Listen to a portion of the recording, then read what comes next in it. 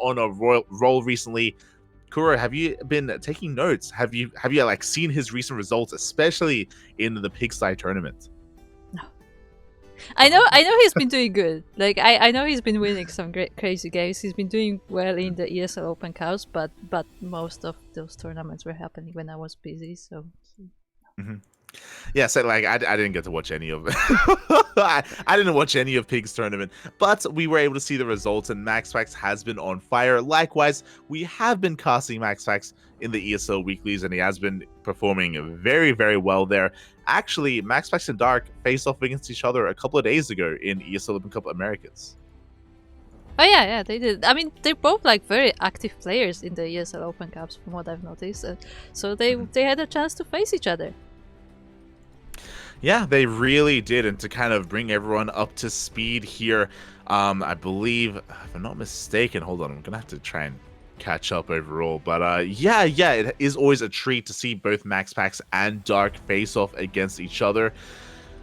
Oh, but which way is it going to go this time? There's a bit of a history between them, and it's going to be a little bit hard to predict here. I think you have it on the screen. What do the people think? What are the people? So the people think a solid 50% of people think that MaxPax will take this to O. Oh my god. And speaking of, here he is representing PSISTORM Gaming. We have MaxPax. And in the top right, we have the red Zerg player representing DKZ Gaming. It is Dark. Boy, let's go. We do have that ZVP we've all been waiting for. MaxPax has been taking down some big names recently, some very big names indeed. To name a few, he's been taking down Gumiho, Ragnarok, Trigger, Spirit, not quite Oliveira, but Showtime as well. I don't know if you saw, I think you were in the chat at the time. We casted OC King of the Hill and MaxPax. I mean, you casted it. MaxPax. He won every single game. Yeah, he went for a clean sweep in the King of the Hill, so 15 wins in a row in the best of ones against some of the top players, really. And plus 3 wins from the previous week as well, so 18 win streak total, and he may continue. Yeah, MaxPax, the OSC God King of the Hill, like he won every single game. This was a couple of days ago on the CranKy Ducklings, so yeah, a lot of hype around MaxPax, but at the same time, Dark is also one of the best Zerg players in the world. He's amazing. He is beautiful. He has still not shaved because he's still looking for that win, still looking for that victory. Yeah, for those who do not remember, there was once an interview with Dark, and they asked him about like, oh, so since when is he growing his facial hair and stuff? And he said that he will shave once he wins IEM Katowice. And then he said when he wins a premier tournament. Yeah, but then he specifically said Katowice, and then he didn't win it.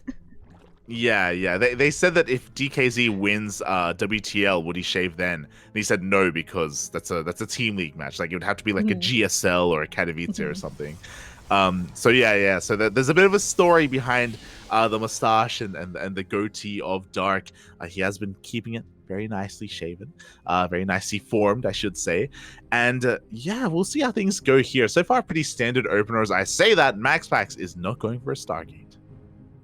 Instead going for the Twilight Council and Light. Do you think this is Glaives? We'll see, depending on the gas geysers. Glaives has become a relatively common build to mix in mid-series. If we do pull out a gas, should be Glaives. If we don't, we could even see a commitment, not just Glaives, but also a Dark Shrine as well in conjunction. Yeah, definitely. But for the time being, it will be this one Adept shading into this third base, checking out what Dark has. Not too much damage, just with one Adept, but gets the information about it at least. Yeah, we do see the Twilight Council has finished. No Robo yet, by the way. We do have a second or third gateway. This should be Glaives here from MaxPax, but it's not going to be a very committed Glaives. Yeah, it doesn't look like it, but for the time being, the Adepts are taking down a bunch of these links, which is nice, but once again, no drone damage, and Glaives is now on the way. Yeah, so this is a very economic way to do this. He does now throw the Robo. It's a little bit later, actually, and this is going to be all scouted by Dark. He dips in with his Overlord and does confirm the production. But if I'm not mistaken, I believe this is only going to be 3 gates here. So very kind of light commitments, and he can transition into a third Nexus from here. Yeah, definitely a possibility. But Dark wants to prevent that happening, as he is sending his own Link Force to the other side of the map. Yeah, Dark is basically going to make sure that MaxPax's life is going to be difficult when it comes to expanding and taking that third base. Dark is free to drone for the time being. We'll have to cut workers at around the 40 drone mark just to make sure he doesn't, doesn't die suddenly to any adepts. But as we can see, because the Robo was delayed, we're not going to be warping in adepts across the map. We're just going to be, shading across instead. Yeah, it looks like the warp is only just started now, so these adepts will be on their own until that arrives.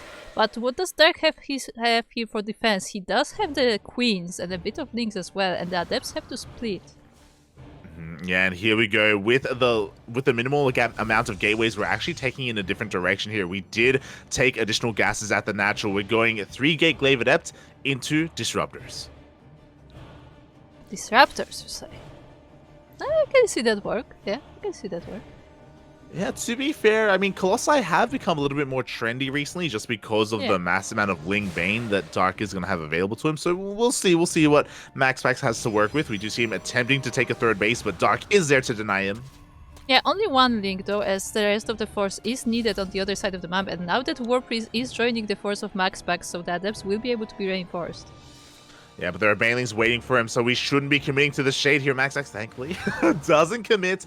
There's Prism Speed on the way, and there are those Disruptors as well. Again, a very common follow-up from MaxPax. Disruptors aren't amazing against Ling Bane, but they are amazing at harassing and trying to get those Novas in those mineral lines. Yeah, and considering that the army of MaxPax is already Adepts, which are the masters of distracting the Zerg, that can really do a lot of damage. At the same time, the Adepts are coming back home, so MaxPax can set up that third base. Yeah, and I have to commend Dark here because he's done a really great job at making sure he minimizes losses against the Glaive Adepts and also denying that third base. He delayed and also forced to cancel as well. Like, MaxPax has had a really hard time expanding. Dark just has so much map control. Yeah, he does. Even though most of his forces has been staying at home for the most part because of the Adepts, like, he was able to deny MaxPax that base for quite a while, and now that he has it set up, I guess we're gonna be moving to the next base. Yeah, and a lot of it is going to come down to these Purification Novas. It's going to come down to how well Dark can split against these Disruptors as MaxPax is moving out across the map with his Adepts and with 2 Disruptors in that prison. Oh, even 3 Adepts sneaking on the other side of the map, so MaxPax really wants to pull the Dark apart here, but for the time being, the Disruptors are right in that army of Adepts. Oh, and here we go. The Banelings are going to be connecting here. They do connect with the majority of the Adepts. Novas go off, but that's not quite what we need. Yeah, it looks like the army of MaxPax will be getting cleaned up here. That those 3 Adepts caused a bit of chaos on the other side of the third base, but they were not able to get much damage done either. Yeah, honestly, Dark took a really great fight there overall. His Ling Bane splitting and control was phenomenal. And at this point, MaxPax, he's up against the wall right now. He is going into another drop into the main. Only gets 1 drone. Yeah, definitely not great. At the same time, there's this link run by the third of MaxPax. There are some force fields being thrown down, but the links are right in the mineral line, and I guess they are, like, the pathing is helping out a bit. I love that we're morphing in Banelings in the face of MaxPax right now. Dark has no fear. He takes down the third base mineral line. The probes do survive, but the Banelings are rolling on in. Oh, there is a Stalker to defend there. The Banelings will have a hard time breaking through. The Banelings, they're just stuck in the wall. They're not even trying to take down that Stalker. At the end, they just damage everything around it. Yeah, I mean, a Stalker, I think it takes like 7 Banelings to kill. Like, Stalkers are really tanky against Banelings. I mean, the Stalker survived all his Banes. Yeah, but they also exploded on the buildings. Yeah, Stalkers are insane. And here we go, the Lings, they flood on in. They're going to be able to break down everything else. The Nexus goes down. The wall is no longer a wall. And even if MaxPax defends with his Colossi, he's already lost his third. Yeah, he lost his third. The wall is not a wall, so the links could just go straight into the natural, and it's just this Colossi trying to hold the fort. And yeah, at the same time, Dark is just comfortable to take a 4th base, as that MaxPax is suffering all these losses. Yeah, exactly. Dark, he can drone up. He can do whatever he wants right now. We have 6 drones on the way. We have +2 melee. We've got roach speed as well. We can tech up in whatever direction we want. Yeah, but for the time being, these Colossi are still trying to deal with the links, and there's still more coming. At the same time, the Disruptor on the other side of the map didn't really get much damage done either. Yeah, we do have a lot of Colossi, but there's nothing to support the Colossi. The Cyber Core was killed. It's only just now finishing up, so we can start rebuilding those Adepts or rebuilding those Stalkers. There we go. The Stalkers are on the way. But again, Dark is free to drone, and that's exactly what he's doing. He's droned up to at least 64, 63 at this point. And it looks like he's working up towards a second wave, a second push. Yeah, that's what it does look like, but for the time being, everybody is just building up the armies. MaxPax still sharking around with that single Disruptor, but it's so badly damaged as well. Yeah, the Nova goes off, but the splits are a little bit too good here. Dark doesn't take any economic losses. He's just looking to max out on his Roaches, on the rest of his Lings, on his Banelings as well. If MaxPax ever moves out with his Colossus army, I feel like that would be a bit of a mistake. I feel like that's what Dark wants, to be honest. And I think that's exactly what MaxPax is doing, is the entire army is now on the Dark side of the map, and Dark can just go around it, but at the same time, this is free Colossi with some gateway support, so not a small army either. I love it. This is the dark side of the map, and we don't want to be here. It's not friendly to the Protoss. Novas are going to be going off, but we have a full surround. Yeah, the surround with the links from the back. The Colossi are trying to escape. They are going to the high ground, but they will have no support whatsoever, and there's still Zerg army standing. GG gets called, and Dark, not even phased there in the camera. He's like, mate, I want to go to bed. He takes game number 1 without really losing or breaking a sweat. He had such solid responses to what was happening to the initial Glaive Adept opener and also to that Disruptor follow-up. I don't think we saw a single Purification Nova get more than like 2 units. Like, Dark handled that so well. I mean, there was that one Nova that took like a bunch of Banelings in one of the attacks, but that was the best shot that MaxPax got the entire game. Yeah, exactly. And we needed more than just one half-decent Nova there, especially when we're investing so early on into these Disruptors. They have to pay off. They have to gain value. MaxPax putting that pressure on himself with his build. On top of that, Dark also put pressure on him by denying and delaying that third for as long as he did.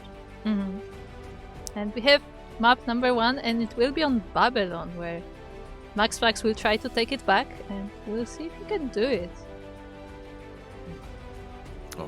Here we go. MaxPax, his map of choice is going to be Babylon. Gonna be an interesting one here. We can be relatively defensive on Babylon. If MaxPax wants to get into a bit of a different game. I say different because I don't really know if this lends towards more macro play. I don't know if that's what MaxPax will go for. Maybe he has another Twilight Council opener up his sleeve. Maybe. What do you think about the Glaives coming back like nowadays? We've seen more and more Glaives builds recently again. Yeah, we've been seeing them ever since Hero came back, basically. Like, Hero, after he popularized the the triple Oracle into Blink Stalker play, right after that became meta, he very quickly started mixing things up. Look, he can't be too mainstream, okay? Exactly. It's like everyone started doing it. He's like, I don't want to do it now. Yeah, now I don't want to do it. Now it's popular. Yeah, as in the top left-hand corner for PSISTORM Gaming, MaxPax. And the bottom right, we have the DKZ Gaming Dark. So what you're saying is, Hero is a hipster. He is. Good. I love the Korean Protosses art, to be fair. Hero, Classic, and Creator, they're all really creative. They're all really versatile with their play, especially in PvZ. It's always terrifying whenever I see them go up against Dark because, yeah, like Dark has to. I mean, I think it's really good practice for him, to be honest, especially when now that he's up against MaxPax. Hey, this guy plays against Classic, Creator, and Hero on a weekly basis. Like, he's ready to scout and respond to whatever the hell you're gonna throw at him. Fair enough. And Dark definitely like a diligent player at that.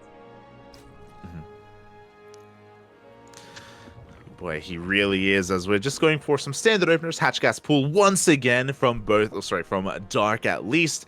MaxPax looking to set up a gate expand. I'm not even sure if that probe actually denied that expansion from Dark, or if he just like automatically went for the third.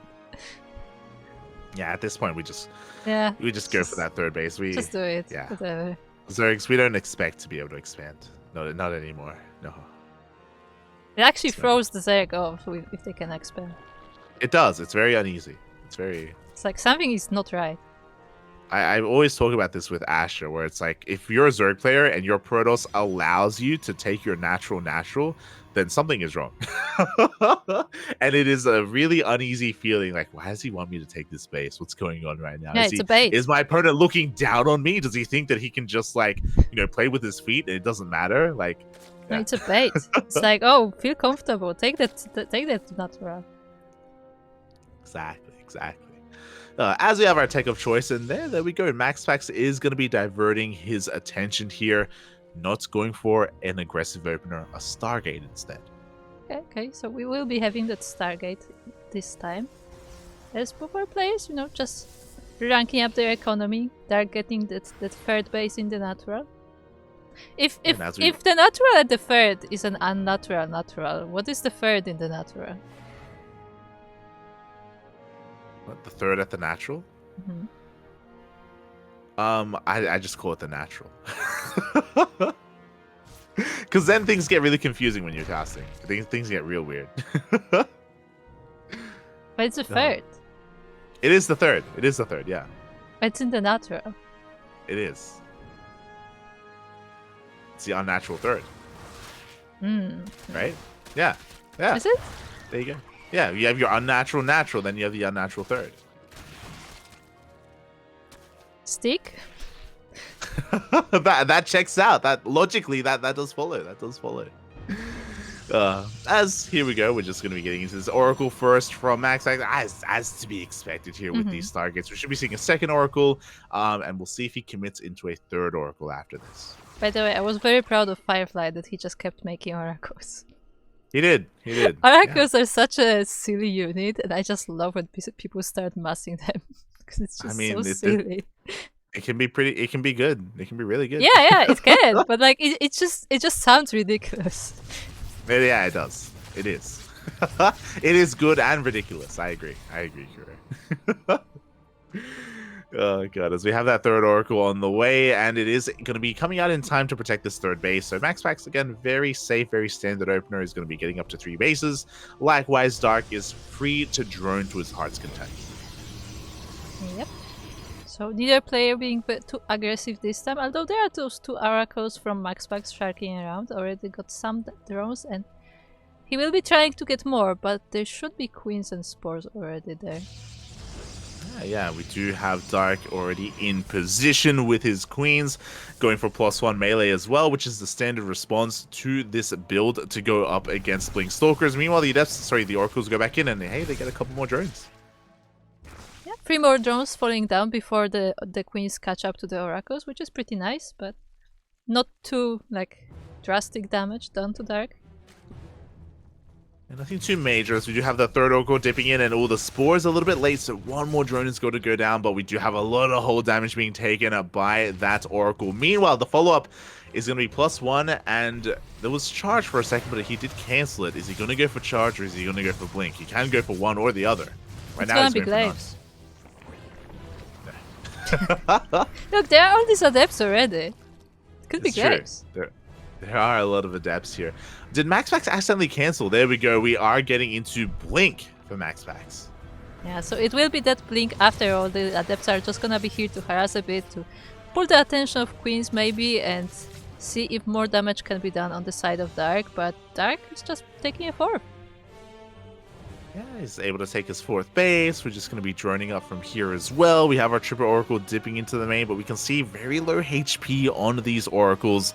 Queens are moving into position, and the Oracles actually won a Queen. Oh. Yeah, but there was an interesting thing to try to hunt out. I also like that MaxPax actually did pull the damage Oracles to the back before going in, which is a really nice tiny move. Yeah, it was really cute from MaxPax. But now Dark has been able to safely drone up to 64. From here, he can focus on his army. We have a Roach Horn, we have a Baneling Nest, +1 melee is about to kick in, and from here we can go straight into +2 melee. There we go. And yeah, Dark has been able to pretty comfortably also get into his own tech. Oh, but that is interesting. MaxPax, he didn't just go for one forge, he went for a second as well. Yeah, we have double forge for double the upgrades. Although Dark is a little faster on his first melee upgrade, still MaxPax will not be too far behind on his own, which will definitely be nice for him. Yeah, this 1-1 timing is going to hit pretty hard for MaxPax. It isn't lined up though, so he's going to have to wait a little bit longer for +1 armor to finish up. Meanwhile, we do see the Stalkers pushing on to creep. The Lings are coming from behind, but the stasis trap! Yeah, they run straight into the stasis trap. Half of the Lings are disabled now, but there are still more Queens and Lings coming, and the Oracles are out of energy.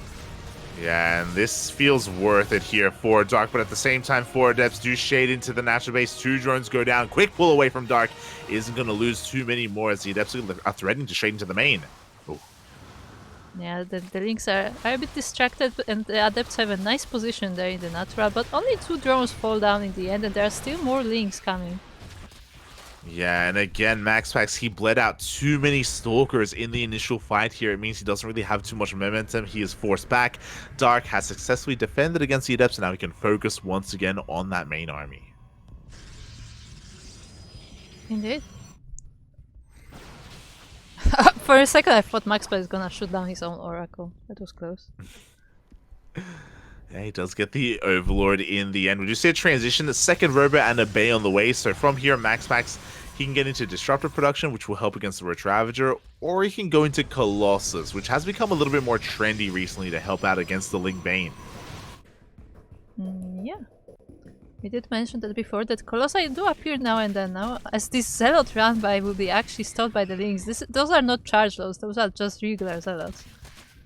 Yeah, we do force a recall here, so nicely done. Meanwhile, there we go. MaxPax is going for the double Colossus. This has become very popular, especially amongst the Korean Protosses, Hero and Classics especially. So it's great to see MaxPax adopting that as well.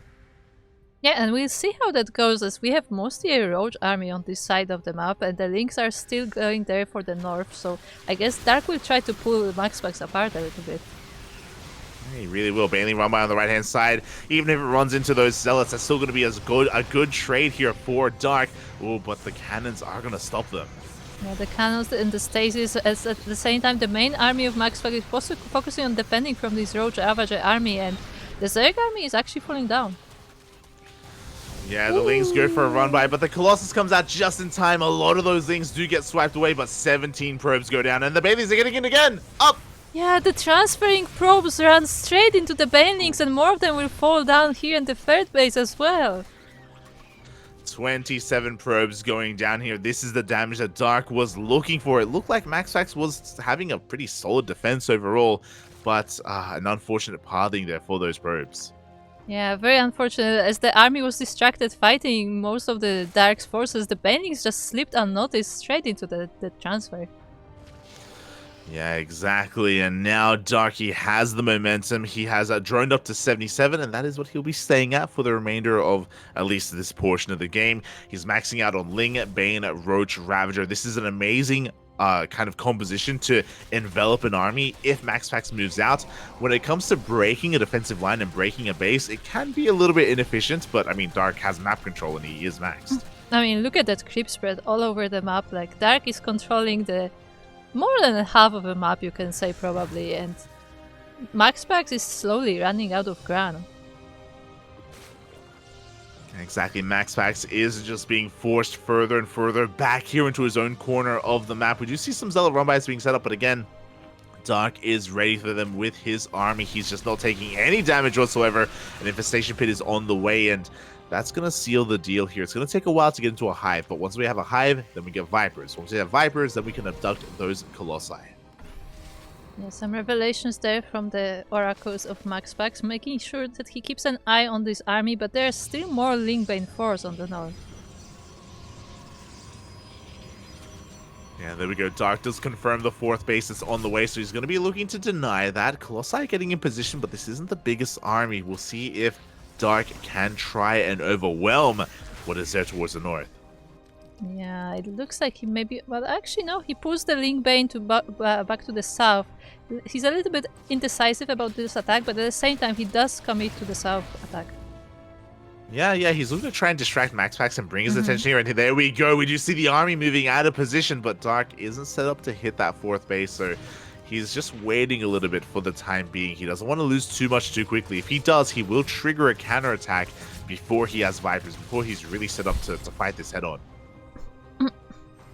Yeah, he has to be careful how he plays this out, but it looks like he is decently set up for the double prong attack, except he does get revelated quite often, so his army is constantly watched by MaxPax.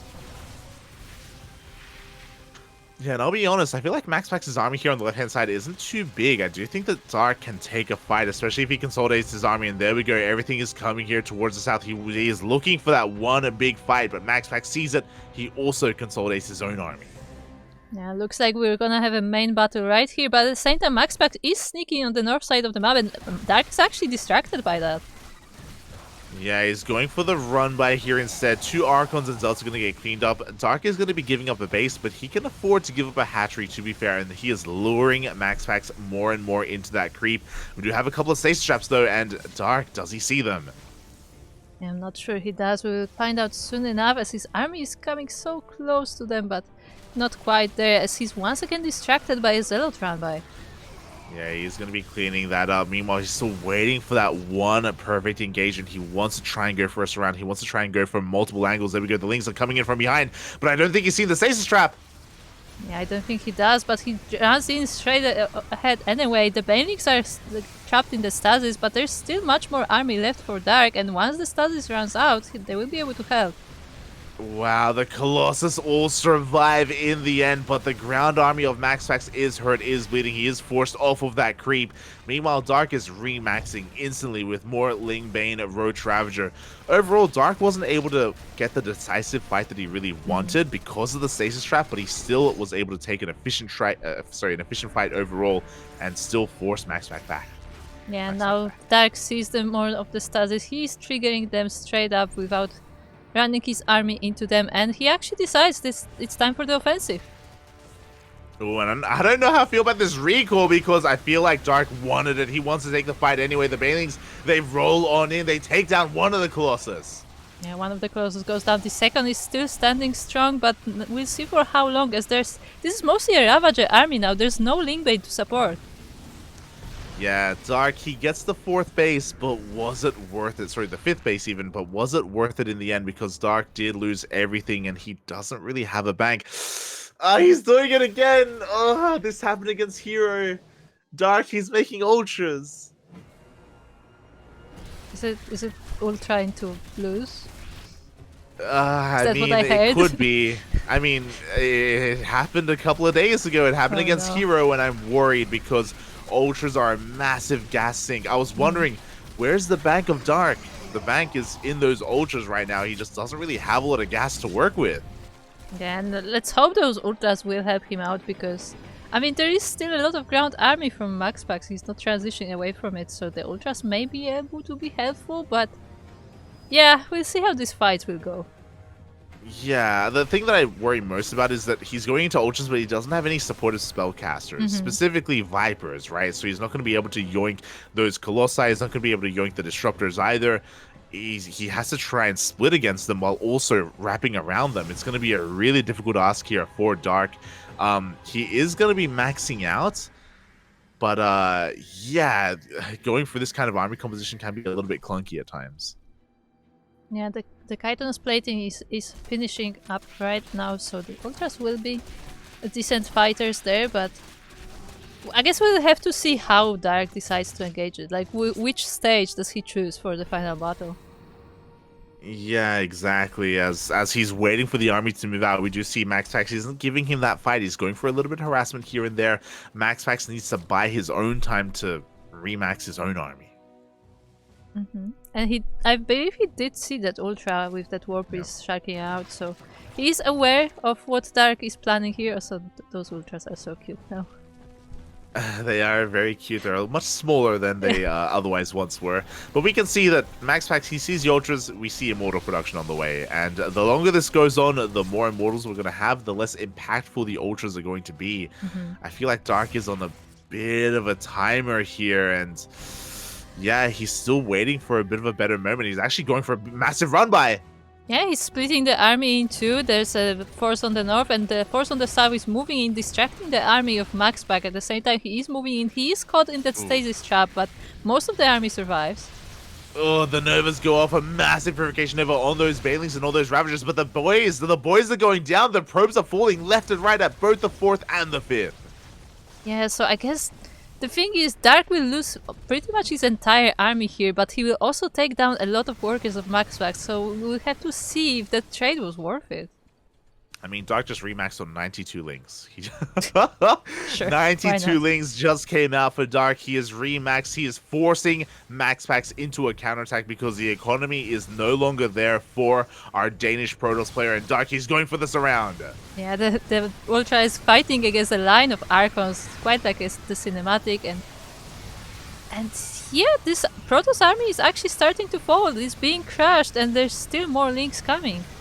Yeah, GG gets called. Dark gets the fight he wanted. He forces the Protoss out into the open, out into the middle of the map, and that's where Ultras can thrive. That's where we saw the surround, and Dark takes the 2-0. GG. Very nicely done by that. Very patient game, I would say. Yeah.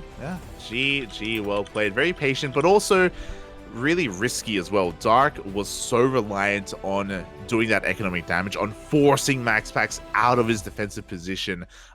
If that didn't happen, then MaxPax would have been able to turtle a little bit more and maybe even tech and transition to Sky Toss.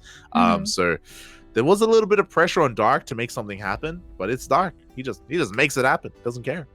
Yeah, also, I don't know if it's just me, but it feels like MaxPax took a long time before transitioning to air. If that was his plan, it looked like he mostly wanted to stay on that ground army. Yeah, for sure. I mean, he did have to focus on prioritize those Immortals to begin with, and yeah, this is a really solid win here for DragonKy Gaming. MaxPax would have been the way to kick things off with PSISTORM Gaming. You know, he's the ace player for a reason. He's on fire right now. Without MaxPax taking a game, things are going to look a little bit dire here for PSISTORM Gaming. Definitely.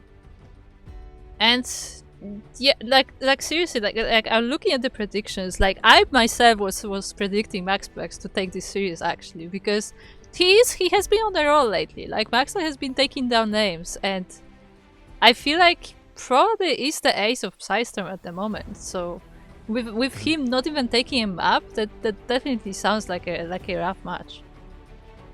It really does. And now the pressure is going to be on the rest of the PSISTORM team. Epic is a bit of a lesser known player. He's been around for a while, especially in the North American scene, but hasn't really been able to show off internationally in quite some time. He's basically been restricted to DreamHack NA. In recent years, he did famously take maps and I believe take a series off of Scarlet in DreamHack NA. So Epic has the results definitely in certain matchups, but against a Protoss, against the best Protoss in the world, he needs your support. Yeah, definitely. As we do see Epic on the screen right now, being a little blurry, but looking sharp anyway. And he will be facing Hero. Hero has really nice stats, and he's still not S tier. Yeah, this is weird. Hero should 100% be S tier. I don't know what the hell's happening over in the World Team League admin side of things, but Hero should have more 10s 100%. Like, he is one of the best players in the world right now.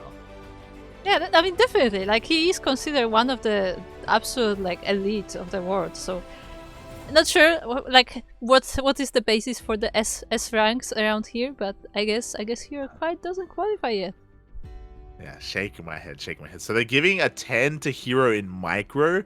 They're giving him a 10 in offense, but a 9 in mentality, a 9 in strategy, a 9 in macro, and an 8 in defense. Shouldn't it be a 10 in strategy because, as you said, he's making up the strategies? Yes, I do think that they should give Hero a little bit more credit because Hero did popularize the meta in not just PvZ, but also in PvT and recently in PvP as well. Like, Hero has been very innovative So I have to Unless question World Team League a little bit here. unless there's the strategies, like how effective those strategies are, because I'm sure some of the strategies just, don't work out. They're pretty effective. Yeah, most of them. As we are now spawned into Dragon's Case, and we are looking at the blue Terran representing PSISTORM Gaming. It is Epic. In the bottom right hand corner representing DKZ Gaming, it is Hero. Kuro, considered by many to be the best Protoss player in the world. MaxPax has been getting some good results, don't get me wrong, but Hero still has that mantle, still holds that crown. And we zoom in for that new logo for that new team, DKZ Gaming. Yeah, the DKZ. Oh, that is the size. Is it DKZ or DKZ? Oh, I call it DKZG. Ah, okay. Yeah. That was a bait. There you go. As we do see some pretty interesting openers here all around. It looks like Epic is he's actually going for a 2-Rax opener. Oh my god. Okay. I mean, it makes sense to be aggressive in this matchup. Also, I believe I heard that Epic has been practicing with some players yesterday. It might have been Trigger. Okay, so I'm really curious to see what he's going to bring to the table here, how that practice with Trigger will pay off. Trigger is a good Protoss player to practice with, don't get me wrong, and Hero can sometimes be lax when it comes to scouting, so we'll see if he can piece together what's happening and respond fast enough. Yeah, also I find the building placement of both players quite interesting, because we kinda got used to Protoss doing that Reaper walls, but Epic also opting to put these barracks at the same spot, which is interesting.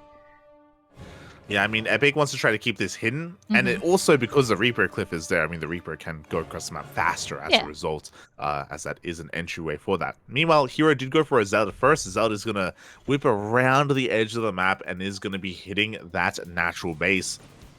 Unfortunately, I believe the Reapers are going to be missing this, so this Zelda can force a delay on the CC. Yeah, definitely can, as the Reaper actually is scouting around the map as well, so both players being very careful about anything cheeky happening, but now the Zealot is here. Yeah, exactly. Cheeky is what Hero is known for. He's a smiling assassin for a reason. There we go, the SCV already goes down, and this is going to force the Reapers back home. Yeah, the Reapers are actually all coming back home just for this one Zealot, which is quite interesting. And it does take down the add-on. Yeah, that was a kill, not a cancel, so already a win here for Hero to get an SCV and get a reactor as well. The Stalker is rushing back home because Hero did see the amount of Reapers. He's fully aware of the build of Epic, but does he have the units, does he have the tools to defend? Well, he is working on Blink, but it won't be available for quite a while. Well, the Reaper tried to jump in, but that, as we said, that Reaper ledge was blocked, and now it's just a frontal attack. And I mean, there are a few Stalkers, but they can be out-microed.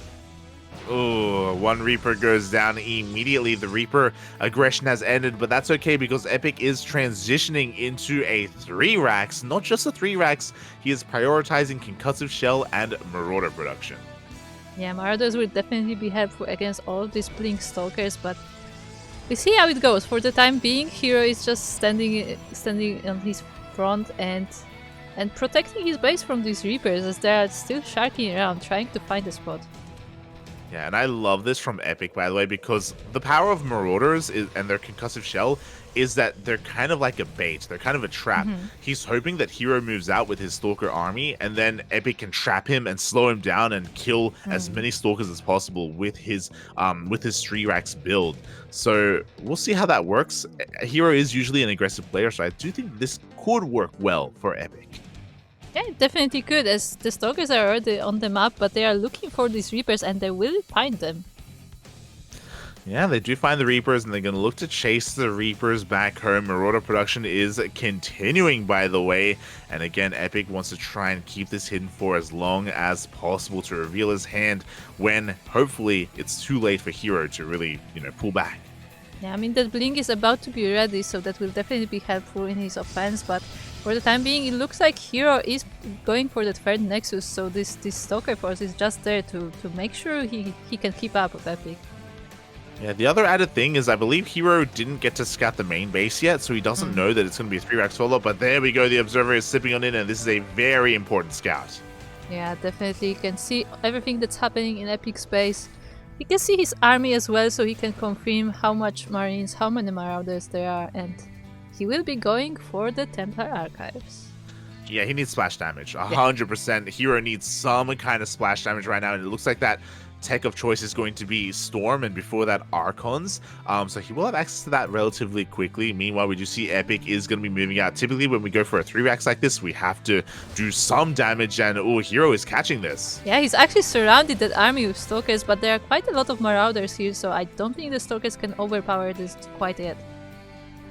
Yeah, I love this. We see Hero dancing on the edge of range of Epic, and he's forcing him to turn around. Here we go, a massive blink into the main base. Despite Epic's large army, Hero is avoiding it and still dealing damage. Yeah, just taking down the Adon, always annoying to deal with for the Terran, but no major damage done, unfortunately. He does force a stim, though. Epic was trying to catch those Stalkers, but Hero got out of there in time. Observer does go down, but every stim does hurt. We still have to wait a little bit longer before those medevacs do come out. Meanwhile, at the same time, we do not get a Marauder. Yeah, we do not. That Observer is still there, keeping an eye on Epic, but Hero is really trying to surround his army at every chance possible. Not just the army, both times the Hero was focus firing Marauders. He was trying to kill them, but both times Epic does save them as well. So nice control out of Epic, keeping those Marauders alive as he's moving out across the map. Yeah, so many units of Epic are actually barely avoiding death, and now the Bioforce is moving out. Hero is forced to go back to his base to wait for the reinforcements. Storm is only halfway down, but there are shield batteries. There are shield batteries, there are overcharges, there are Archons, there are Immortals as well. Again, Hero did scout this earlier, and he has had plenty of time to react, and Epic still hasn't really been able to do too much with this army. He could try and pick up and maybe even drop into the main, though, from this point, as he is spotted by the Observer. Yeah, the Observer is keeping an eye on the army constantly. I think the Epic might have... No, Epic hasn't even sniped it yet. The Stalkers try to blink aggressively towards Epic, but... yeah, this force is just gonna stay here for now. I mean, that was really slick. Hero, he picked up a couple of Marines, a couple of bio units, and he didn't lose a single Stalker. Like, he was able to blink out in time. Meanwhile, Epic is going to look for some secure damage. He will focus down the Cybercore. Yeah, Cybercore is a big hit, considering that Hero is focusing on this Stalker army, so there will be no Stalker warpings for the time being, but the army of Hero is ready. Yeah, the era of Stalkers has come and gone. It's all about the charge lots right now. They're coming in to support this army. We have a couple of Archons. We have a couple of High Templar and Storm as well. And now Epic has to turn around.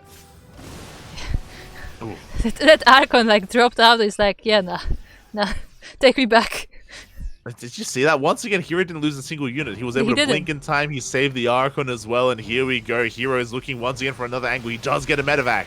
Yeah, a really nice snipe there with the Stalkers, and once again he will be looking for any single unit that he can take down here. Just being very careful in these engagements. Finally, one Stalker goes down. We do see Hero picking up with that Prism, and he does go into the main base. Yeah, this army is now without the support of the Priest, but that means the Priest is free to do all sorts of harassment in the main base. The charge loads are warping in, and at the same time the main army is able to push forward. Yeah, I love this from Hero. He does restructure his army, repositions with his Stalkers. He's going into the natural. The boys are being pulled. We don't have any Storms, but we don't need them, no, with these Archons. Yeah, there are so many Archons on the front that the army is distracted. There are more Zealots being warped in still in the main base. And Hero deals a lot of damage to Epic. Mate, the way that he just completely sliced up that army with those force fields. The force fields were absolutely insane. The Zealots go ham in the main base as well. Epic is being pulled apart. Yeah, Epic losing over 30 SCVs. Hero decides that this is enough for the time being, and he moves back with most of his army. But just look at the difference in the worker number. Yeah, I mean, Epic is all in, and here we go. He's pulling every single worker right now. It's his only chance to try and win this game. This is all confirmed and spotted by Hero, but we have We have High Templar on the way. We have 2 Colossus on the way as well. Yeah, the Thermal Lance has only just started, but it will be ready soon. At the same time, the Zealots are still in the main base, so Epic has nothing to come back home to. So this is just, you know, his only chance is this attack. Yep. Here we go, 1 and done. Epic is going to stim on forward. We have some forces we do to cut up that army. Meanwhile, the High Templar coming in, but they need a little bit more time for those storms. Yeah, they need more time, and these force beasts will be trying to buy them time. At the same time, the Colossus is dishing out a lot of damage towards the bio as well. Yeah, and there are those storms. GG gets called, and Hero takes game number 1.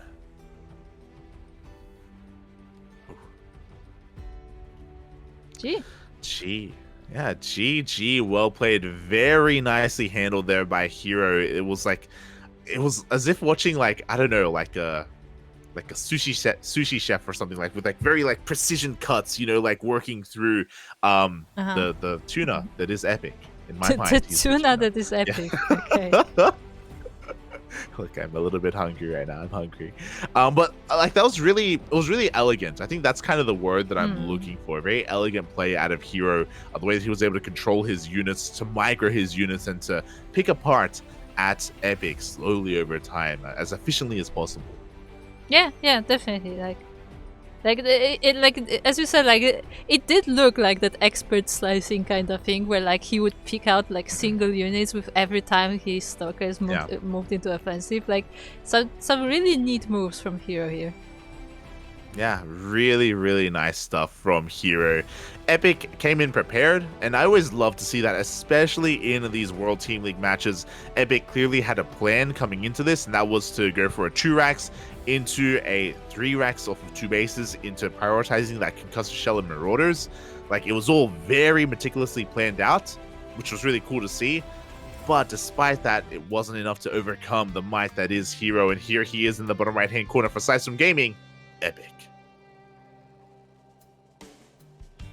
And in the top left corner of Babylon, we have the red Protoss representing DKZ, Hero. The smiling assassin.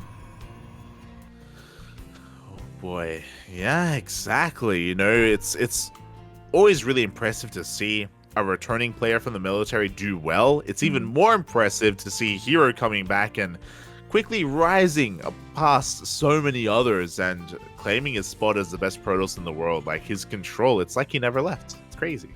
Is this where we quote MMA? Go for it. Because he said that form is temporary, but class is permanent. There you go.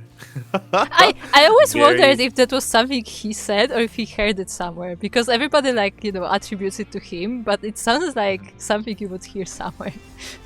It sounds like something a very wise person would say, and MMA is pretty goofy.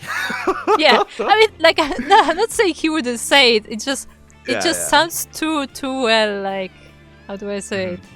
Too well phrased for how goofy MMA is. I love MMA, but I do agree with that. Regardless, I would attribute that quote to him anyway. I'm okay with that. I don't have to look into it any further. It's fine. He can have it. Yeah, I mean, in our community, that's who this code belongs to. Yeah, exactly. Form is temporary, class is permanent, and we see that with Hero, we see that with Gumiho, we saw that, we're seeing that right now with Classic as well. Classic, it took him a little bit longer to really bloom as a flower. Like, he was a little bit of a later bloomer compared to Hero, because if you remember, they came back at the same time. But Classic is getting there as well. Like, this year, he's just been improving so much. Look, Kuro just put everything into his StarCraft talent, okay? That's it. Smooth. It's like when you put like points, like, you know, like on a D&D spreadsheet, like it's in the StarCraft talent. And I guess looks. Yep. Oh god, he was the pretty boy, always. As we're going to be getting into this, and interestingly enough, Epic is going for a double gas opener. He's going for that CC on the high ground as well, which I believe was spotted and confirmed by Hero. Yeah, indeed. And we'll see how we proceed from here, as we do have that Stargate from Hero, so yeah. I'm just like speechless as I watch this adept shading straight into the main base, taking down SCVs. There's no Yeah. wall whatsoever. Yeah, a little bit of mispositioning there from Epic. The Adept is just having fun with these units right now. He's dancing back and forth, getting some SCVs, getting some Marines as well. Finally, it's going to go down, but Hero got a full scout of the main. Yeah, the base of Epic was so naked. They just go in. Epic just had nothing covering himself. Oh my, Epic, please. And another Adept is coming in, and the wall is still not there. Yeah, the wall is still not there, but Hero doesn't commit. He will back off instead. We just see a defensive mine here, looking to go for maybe even a drop. This is really interesting. This is something that we have been seeing a little bit more frequently. It is a 2-1-1 in a TVP, which is not common at all. This Adept, by the way, the Adept does not stop. Just keeps going. Yeah, at the same time, we have an Oracle joining in as well. SCVs are forced to help, but in the end, the Widowmine takes down the Adept. But that means there's no Widowmine to take care of this Oracle. Yeah, this is the downside of the 2-1-1 here in TVP is you don't have a Cyclone. Without a Cyclone, you have a really hard time keeping up with Oracle Harass. 7 SCVs going down. Epic falling apart already. Another Adept showing up here at the natural. Hero is relentless with his aggression, but that's what he's known for. Oh yeah, that's definitely his forte. At the same time, he is working on Blink, so we will see his signature Blink Stalkers once again. And yeah, Epic is just getting steam and trying to pull this together. Yeah, exactly. I mean, Hero, upon seeing the opener, he knows exactly what he needs to do. He just has to pick apart at this army one by one. Every Marine that goes down is going to make the push that much weaker. Again, Epic is waiting for Stim. Another Adept shading in towards that natural. This time it is going to be pushed away, but the Oracle goes back into the main. Yeah, more SCVs are falling down. There's no more Widowmine anymore because it was taken down by that Oracle as well. So it's just these Marines holding fort. Yeah, exactly. And this is delaying Epic by so much here. You can see it in the worker count as well. Like this push, this drop is so committed. Epic has to somehow come back with this. He may even be forced to pull the boys, which I don't even think that would be the wisest of choices, to be honest. Yeah, probably not against here. Although Stalkers may not be the greatest at chasing boys, but still. Yeah, we'll see how that goes. Yeah, Stim has come and gone, and there we go. Epic is going to be loading up with that drop. He's going to be zooming across the map. As he zooms out, the Oracle did miss it, at least. So Epic hasn't seen it, but he does see the majority of the Marines. They're missing. Oh my god! Yeah, here he's just going. At the same time, the job is spotted by the Adept, so it is forced to unload, and now the main battle will happen in the natural of Epic. Yeah, as Epic moves out, in moves Hero. He focuses down the Marauder, the Medevac as well. He can just blink out from here. And so he does, just, you know, goes in, deals the damage to Epic and leaves. Again, an Epic he had to hit with this push over a minute ago at around the 5-minute mark at least. But he's been stuck at home time and time again. He's transitioning in a way, like he has combat shields on the way. We have an NGBA for +1, but everything is so delayed, and Hero is just dancing around him at every turn. Yeah, he's getting ready for another blink into the main, and Epic is forced to split the forces, but that means that it's that much easier for Hero to pick these single units once again. At the same time, Hero is transitioning into a robo base, so he will have that splash damage against the bio. He will. Meanwhile, once again, we just can't leave. Every time Epic loads up, in comes the Oracle. We have the revelation, and he just can't move out. Yeah, that Oracle really helping Hero there. And once again, he blinks into the main. He's sniping down Medivacs, and he recalls. Yeah, he gets 2 Medevacs for his troubles, and now this is the moment for Epic. He knows that the army has left. It's gone back home. We can now take map control, and he's got to do something with it. Yeah, he has to, but there are still Stalkers at the side of Hero, so he's quite ready. The Thermal Lance has started, the Colossus is halfway done, the charge is on the way as well, so this is the Epic is on the timer. Yeah, his army was just spotted, by the way, by Hero's observer, so he's fully aware of where it is. And Hero, he's got some options. He can either try and hunt down this drop or go across the map. He's doing both right now. He splits up his army, he's moving out towards that natural, and he's also going back into his main. Yeah, Hero is aware of exactly what is happening, and he's getting his army ready. Ooh, this Colossus is alone though. It is when we have the overcharge, but the Colossus is going to get focused now. Nice pick off here from Epic. He does get the shield battery as well, but it looks like he is running out of steam. Yeah, the army of Epic will be cleaned up with all these Stalkers and Charge Lots to help out. He did take down this Colossus, which is nice, but there will be more coming. Will be more coming. Even though we do have 3 medvacs in the top left-hand corner of the map, there aren't really that many units inside it. We do have another double drop moving out across for Epic. Oh, he has to be careful not to be caught out, though, as there are a lot of Blink Stalkers in this area. Oof. Yeah, and the medivac's trying to escape from the main as well, but they are being caught by the Stalkers, and the drop is caught as well. Hero takes it 2-0. GG. Hero, not just with the unit control, but with the map control, with the vision, with the scouting. At every turn, he knew exactly where the units of Epic were, and he was able to abuse that so heavily. Oof. Yeah, really nicely played from Hero today. Like, he, as you said, like, he does look like that expert chef, actually. Like, you know, just very clean cuts, knows exactly where he should be, when he should be, and he just takes the series. That was very clinical PVT out of Hero. Again, showing that he's a bit of a class above his opponent. And maybe, after that game, and maybe after a couple more games, WTL are willing to give him that S rank. Yeah, come on. WTL. Hello? Shaking my head. Hello? Here is the S rank. And I know I am biased, but I don't care. Shaking my head, mate. Shaking my head. Hero does take the series at 2-0, and that is going to be the victory for Dragon KZ Gaming, as they do get the 4-0. But despite that, that final series will still play out regardless. We will still have that TVT.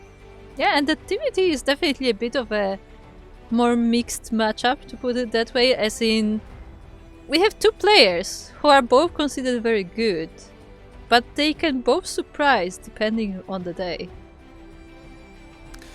Yeah, they really can. I mean, Oliveira, of course, he is the world champion. He is arguably the best Terran in the world, and I say arguably because, of course, Maru has something to say about that. A little bit salty. The logs have been released on Maru's thoughts on those grand finals.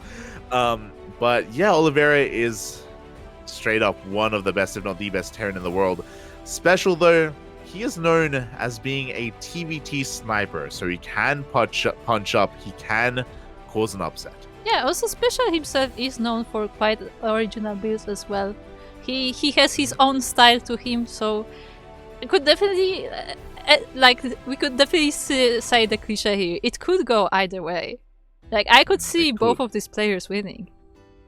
It really could. Meanwhile, once again, exclamation mark went out of the WTL admins because Oliveira, the world champion, A rank? Shaking my head. Mate, what's going on? Has he not done enough to earn an S rank? every time we bring up Oliveira and his rank and so on, I just have this image in mind of when he played playoffs of WTL right after IEM, as he gets just progressively more tired from all the interviews and everything. He was getting more tired over the course of the playoffs, but he was carrying his team. Yeah, he was. But I just can't shake off that image in my mind, as he's like, yeah, I'm gonna do another one. Yeah. Yeah. He was putting in the work. Like, that was really impressive. Like, it was really impressive. Eventually he ran out of stamina. For real. Literally. That's literally what happened. Oh god. But yeah, Oliveira did so well for his team. But here we go. This is another season. This is another era. This is, of course, summer of 2023, and Game 1 is going to be taking place on Neo Humanity. Yeah. And as we look quickly at our predictions, 50% of people predicted a 1-1 in this series. Oh, yeah, 50% predicted a 1-1. Yeah, that's 12% for the 2-0 in favor of Juanito, which I'm pretty sure that is Yaku. Let me check. I'm gonna check. We have a couple more predicting Oliveira with the 2-0 as well. So it is Yaku. Yeah, of course it is. Yeah. A lot of these picks you can tell who the outlier is. You can tell. You can see it. That's totally a Yaku The funny pick. part is that I'm pretty sure Yaku was the first one to predict as well, so you can't even say that he was like going against other people. Like, that this is just what he thinks. he's a big Juanito fan, you know. I don't blame him, but oh boy, this is gonna be a little bit tough here for our Mexican Terran. What I will say is, I imagine he's very fond of his two-port builds, and I do see him doing that on Neo Humanity. I think it's quite powerful on a map like that, so we'll see if he does whip it out here against Oliveira. Otherwise, he has plenty of other builds. He's willing to play mech. He can go for some Magville accelerator builds as well with Cyclones. TBT is his playing ground. Yeah, definitely. So we'll see which option he goes for today. And I'm very excited to cast a TBT. There you go. Also, as soon as you said it, I realized that maybe I was reading it wrong. I assumed that the sponsor was Trio, but I guess that is an A, right? Yeah, it's an A. It looks like an A. Yeah. Yeah.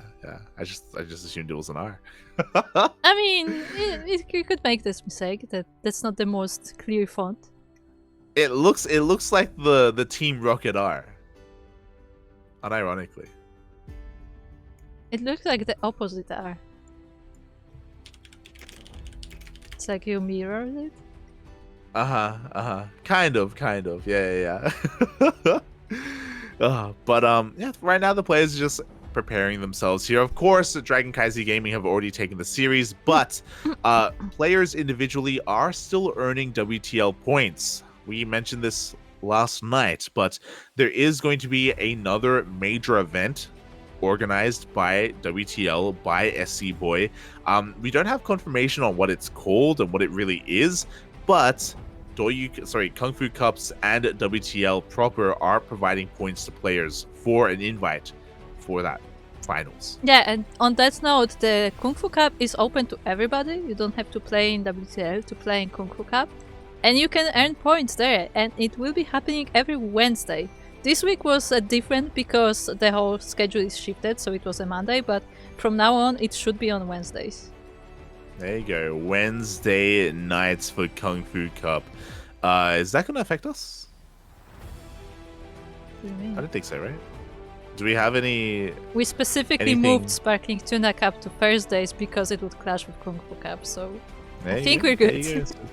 There you go. See, so we have confirmation. We are not conflicting with anything. We're ready for this, and yeah, it's great to see WTL and SC Boy investing and providing more support here for StarCraft, not just with WTL, not even just with a weekly tournament, but also with a finals at the end of the year as well.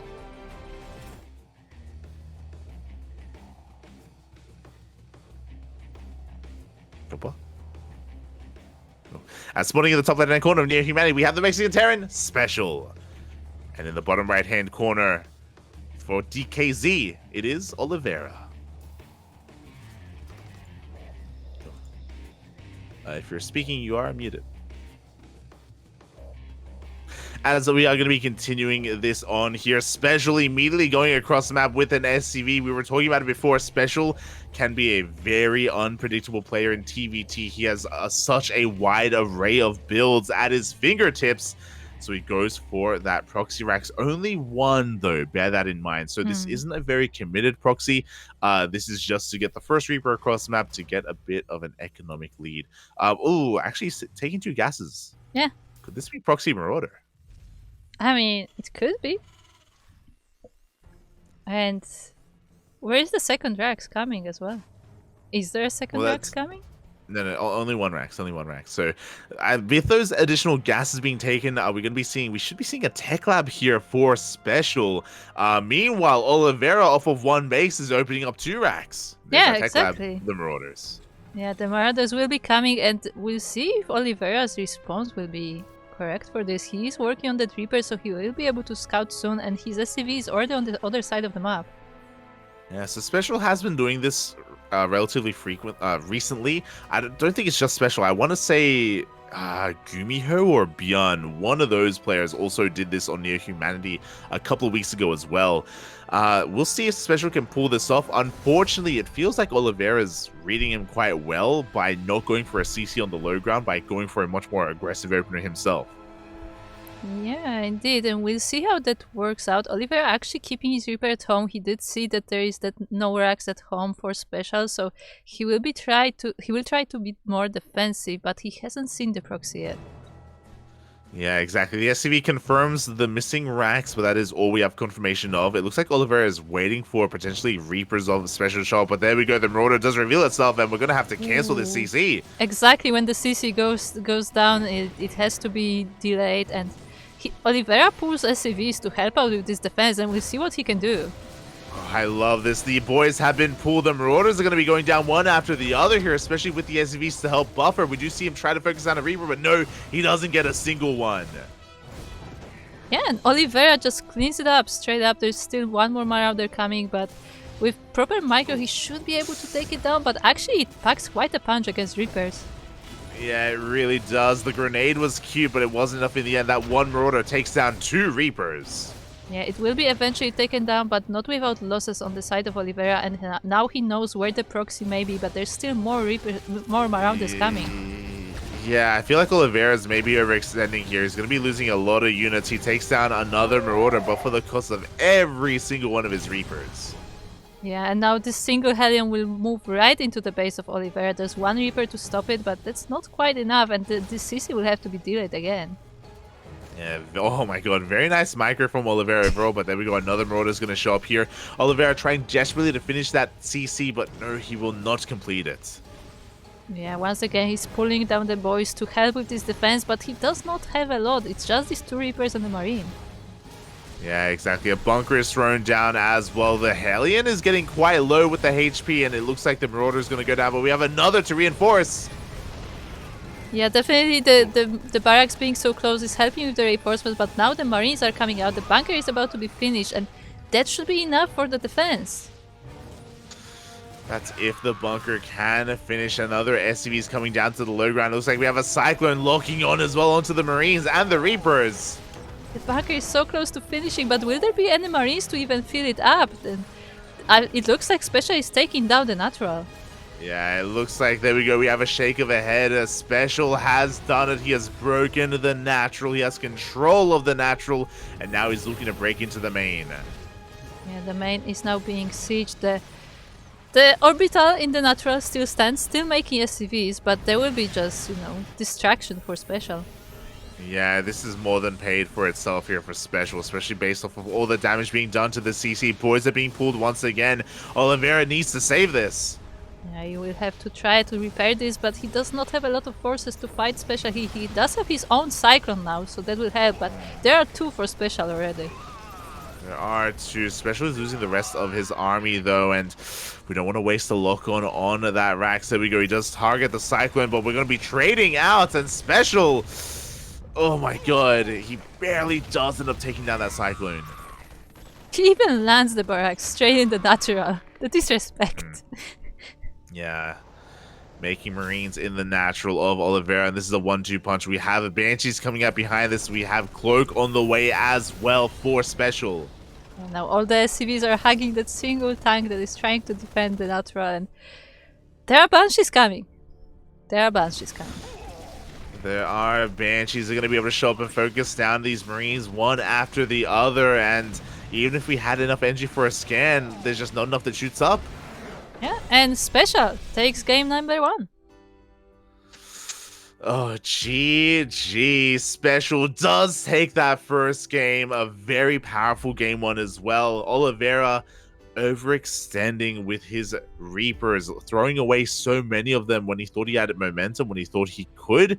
And as soon as he lost, I think it was like 3 or 4 Reapers chasing down Marauders, he very quickly realized the mistake that he had made and the danger that he was in.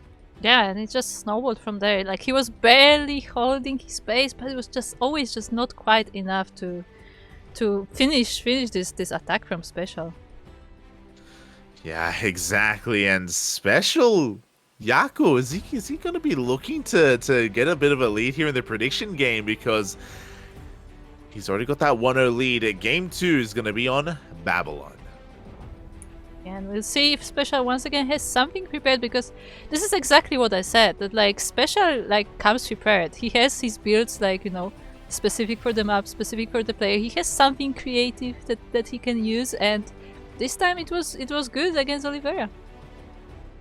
Okay, there you go. It is good.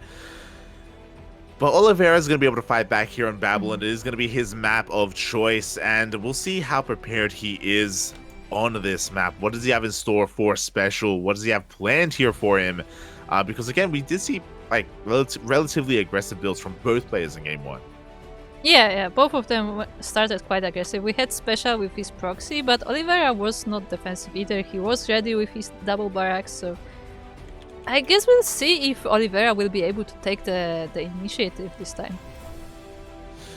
Yeah, we'll see. We'll see if he can pull that off. Meanwhile, Special, he still has such a wide array of builds available at his disposal. Again, I wouldn't be surprised if he does go for a double starport build off of 2 bases or something a little bit different.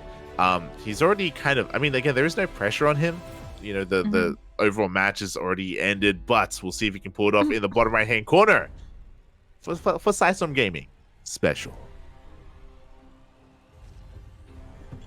And in the top left of Babylon, we have for DKZ, it is Oliveira, the champion. 2 SCVs are moving out, by the way. Special sending out 2 SCVs across the map. You saw 1 proxy racks in game 1, and now you're gonna see more. Look, Special has no chill, okay? We know that. Oh yeah. Yo, Special's got places to be. Yeah. He has an appointment with the gym right now. He's here we go. So it's gonna be a proxy 2 racks, very different compared to the previous game. And no Marauders, this will be Reapers. By the way, something very concerning. Oliveira actually looks tilted. He looks like he is smudging. The smudge is real, but like he literally has this head too. He's like oh god damn it. like he's already defeated mentally, unfortunately. I've seen that before. I've been that before. Oh, I've been there. Oh boy, so Oliveira's going for an SCV scatter across the map, and we'll see what his reaction is going to be once he realizes that once again the Rax is missing. Yeah, and he will find out soon enough as his SCV is now reaching the natural of Special. And once again he sees nothing in the natural, nothing in the wall, and what will be his reaction to that? Yeah, he's going to have to prepare his defenses back at home. Now, the scary thing about this is that, of course, Special did already go for a different variation of all-in, so Oliveira is not fully aware of what is coming his way. He is making his Reapers. He's keeping them at home. There we go. A bunker is on the way on the high ground. Yeah, this time Oliveira is not even trying to attempt to take this natural. He's gonna be holding in his main base. He's getting the bunker, and he will have to find out what it is, and this SCV may actually see it. Yeah, he may be able to spot this. Here we go. The Reapers do go into the main base. They do delay the building bunker for at least a couple of seconds. They even force a cancel. Yeah, it looks like it will have to be cancelled as the SCV was damaged, and the SCV actually comes back from behind. The scouting SCV tried to fight the Reapers, but it's on its own. Yeah, it did try to fight here. Special is dancing quite well with this army. His micro is on fire right now. He wants that depot. Yeah, the important part is though that Oliveira is also working on his Reapers, and he does have this barracks right here, but he is losing his forces. He's losing his forces, but you know what? Those Reapers from Special are lining up quite heavily, and Oliveira gets a lot of splash damage with that Hellion. He does force Special back, forcing Special to transition and throw down the CC back at home. Yeah, looks like this time we're gonna have a game. There we go. We have a game on our hands here. Oliveira was taking some losses to begin with, but he was able to successfully defend. And now the game will move on from here. A couple of Reapers in the middle of the map, once again being caught out from the side of Special. Yeah, and the Hellions will be able to deal with them. But actually one of the Hellions does fall down in that fight. Yeah, one of the Hellions did end up falling in the end, and oh boy, we'll see where things settle from here. Special, he does have his, both players have their own Cyclones on the way. We're getting into our 1-1-1 openers, into our starports. Things are going to be calming down. Yeah, once again, Special being cheeky, blocking that natural with his barracks. Yeah, the Rax has been landed. This is going to slow down Oliveira even further. We do see that one final Reaper Special is finally going to get picked off. Oh, and he's gonna slowly work through this Rax.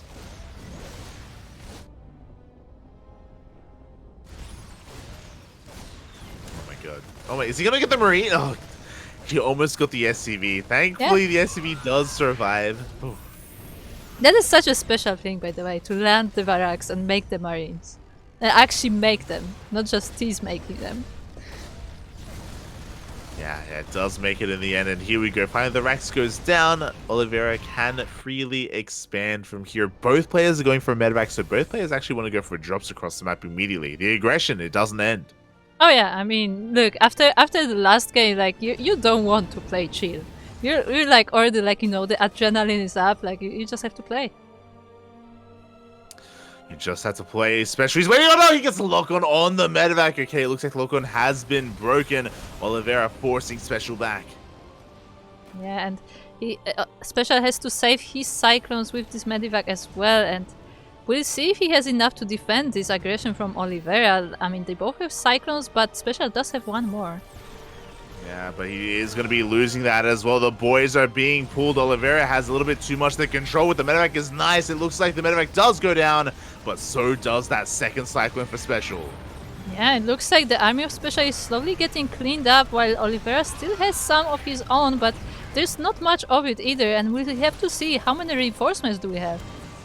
I mean, 11 SCVs just went down. Special, his economy is in the gutter right now. We do see a Liberator going across the map to try and do some harassing damage, but Oliveira is not going to let Special mine here at his natural. Yeah, Special does have his tank though, so he will be zoning Oliveira out for the time being, and Oliveira also does have to be careful about that Liberator, but it looks pretty good for him.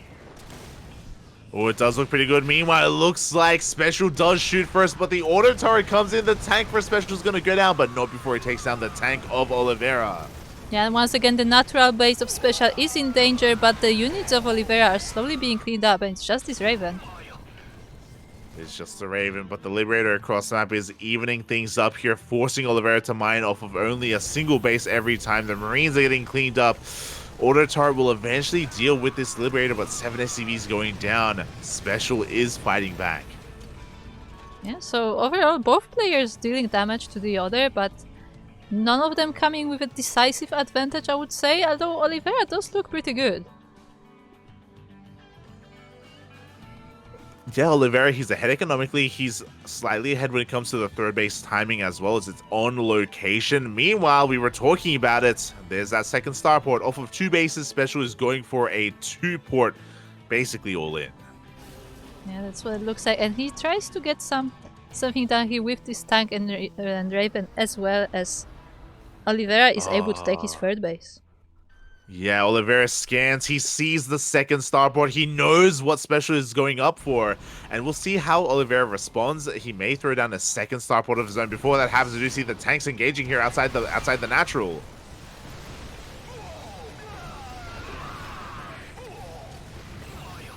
In the end, it looks like Oliveira is going to be able to barely clean that up. He takes down the siege tank of Special, and he will be backing off. Meanwhile, Oliveira is going to continue his own Viking production. He's going into more Marine Raxes as well.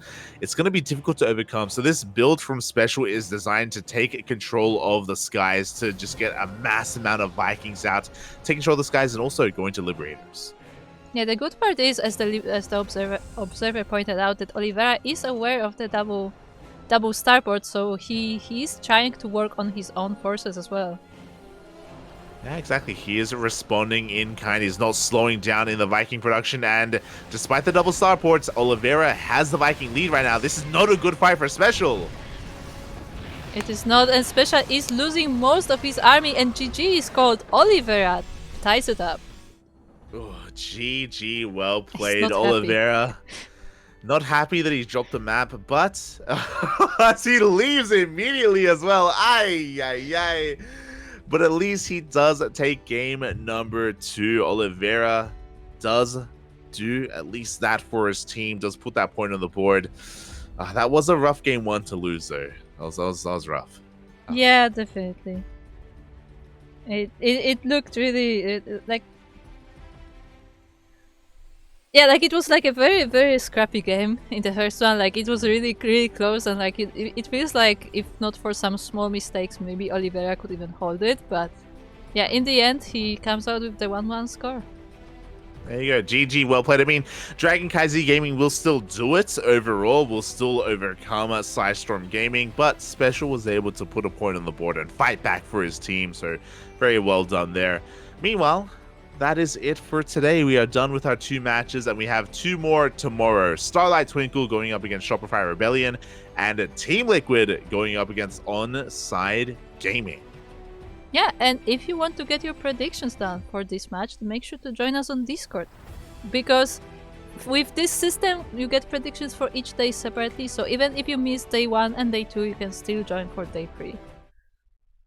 There you go, there you go. Exclamation mark and Discord in the chat if you want to join our Discord server and be a part of the prediction game, be a part of who you think, or of the Gamba a little bit, who you think is going to be winning out in the series, and compare yourself with everyone else. Meanwhile, thank you so much, Kuro, for joining me today. It was a little bit smudged because I didn't have my usual co-casters. Both Yaku and Asher were unavailable today, so I did have to solo cast initially. Thank you so much, Kuro, for joining me towards the end. Thank you for having me. Yes. Yeah, and I hope you join us tomorrow as well.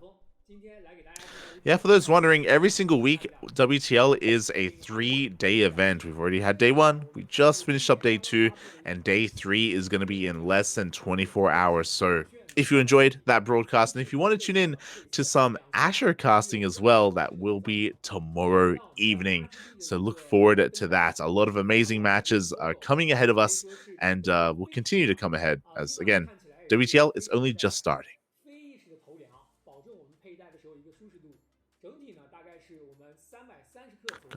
Goodbye. My voice has died. With that, of course, exclamation mark socials in the chat as well if you want to follow us on all the social medias we post whenever we go live, whether it happens to be on Twitter, Facebook, Instagram. We have a YouTube channel as well, and we also have that Discord server, so be sure to follow us to be notified. And outside of that, Kuro, where can people find more of you? If you want to find more of me, then make sure to join our Discord or follow our channel here, because I will be working on Duckling stuff mostly for the foreseeable future, as they say, because there has been a lot going on. But if you want to see me specifically, then make sure to follow me at twitch.tv/16squadsanseki, where I will be mostly doing art streams, it looks like. There you go. If you want to tune into those art streams, then check out 16 Squads and Seki.